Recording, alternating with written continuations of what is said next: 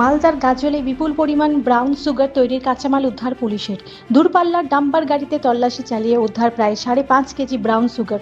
এর বাজার মূল্য প্রায় কোটি টাকা বলে দাবি তদন্তকারীদের। গোপন সূত্রে খবর পেয়ে মালদার গাজলের পান্ডুয়া এলাকায় 34 নম্বর যাত্রী সড়ক ওই ডাম্পার আটক করে পুলিশ।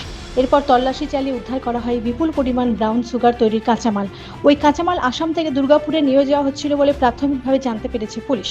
ঘটনায় ফিরোজ মমিন নামে এক যুবককে গ্রেফতার করা হয়েছে। তার বাড়ি কালিয়াচকের ঠাকুরপাড়া এলাকায়। ব্রাউন সুগার তৈরির জন্য ওই কাঁচামাল নিয়ে যাওয়া হচ্ছিল বলে প্রাথমিকভাবে জানতে পেরেছে পুলিশ। ধৃতকে জিজ্ঞাসাবাদ চালানো হচ্ছে। মালদা থেকে উজ্জ্বল পালের রিপোর্ট, সারাদিন খবর। গাজলও হয়েছে, কালেচাতে হয়েছে, রাত্রিবেলা 1.9 কেজি কালেচাতে হয়েছে।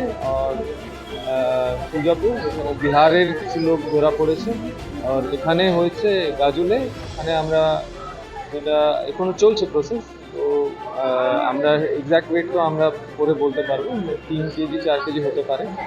আর ওটা ক্রুড আছে, মানে ফিনিশড, ওটা ক্রুড আছে, র ম্যাটেরিয়াল।